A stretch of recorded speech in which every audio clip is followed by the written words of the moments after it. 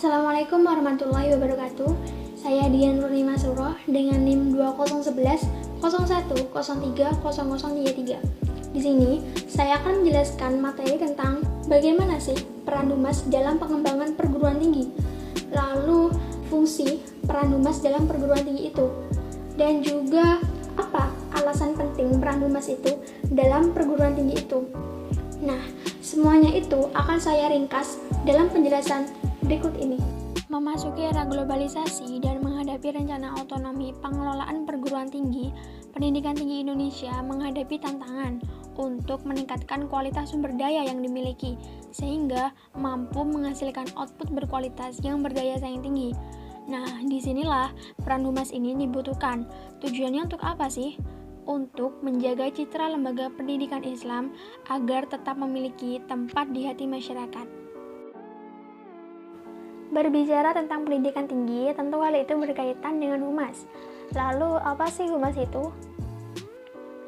Humas, atau biasa dikenal dengan hubungan masyarakat, merupakan salah satu komponen dalam manajemen yang diperlukan oleh setiap organisasi, termasuk perguruan tinggi.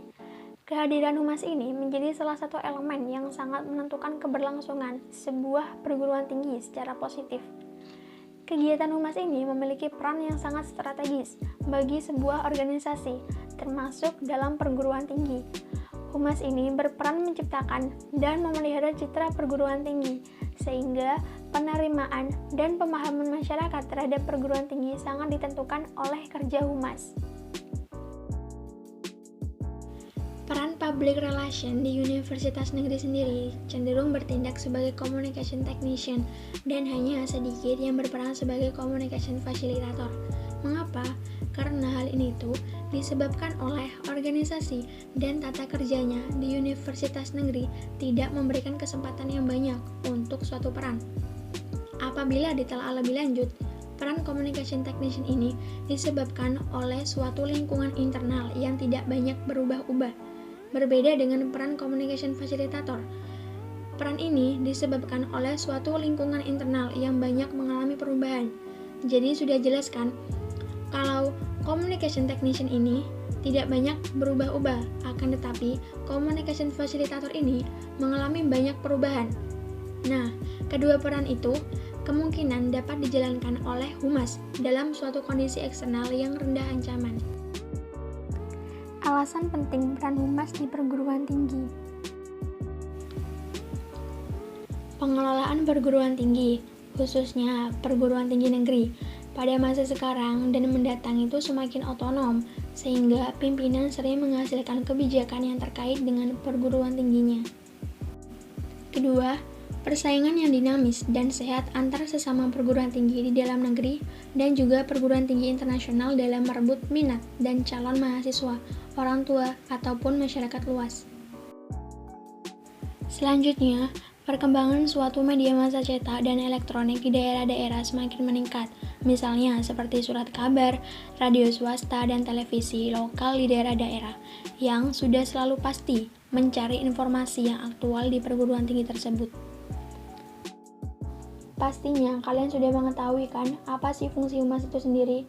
Jadi di sini saya akan menjelaskan ulang apa sih fungsi humas itu dan juga apa fungsi humas dalam perguruan tinggi. Jadi, fungsi humas sendiri membangun fungsi manajemen serta mempertahankan hubungan baik dan bermanfaat antara organisasi dengan publik lain yang juga mempengaruhi kesuksesan ataupun kegagalan organisasi tersebut. Ada seorang tokoh guru menyatakan bahwa ada dua fungsi komunikasi yang berkaitan erat pada bidang public relation dalam perguruan tinggi. Yang pertama itu manajemen komunikasi dan yang kedua mengenai komunikasi organisasi. Karakteristik humas di perguruan tinggi itu ada berbagai macam. Yang pertama itu praktisi humas di perguruan tinggi bersifat seni. Maksudnya public relation adalah salah satu seni untuk menciptakan pengertian publik secara lebih baik, sehingga dapat memperdalam kepercayaan publik terhadap seseorang atau suatu organisasi. Pada prinsipnya, public relation ini memang menekankan kepada seni. Yang kedua, praktisi humas cenderung tidak emosional, diplomatis, dan human relation. Maksudnya, seorang praktisi humas itu tidak akan emosional dan diplomatik sendiri, tetapi bersifat kemasyarakatan. Ketiga, bersifat interaksional kepada mahasiswa, dosen, dan karyawan.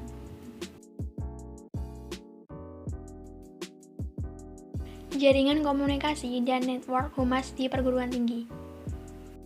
Jadi, komunikasi itu adalah sebuah tindakan untuk berbagi informasi ataupun gagasan dan juga pendapat dari setiap partisip komunikasi yang telah terlibat di dalamnya.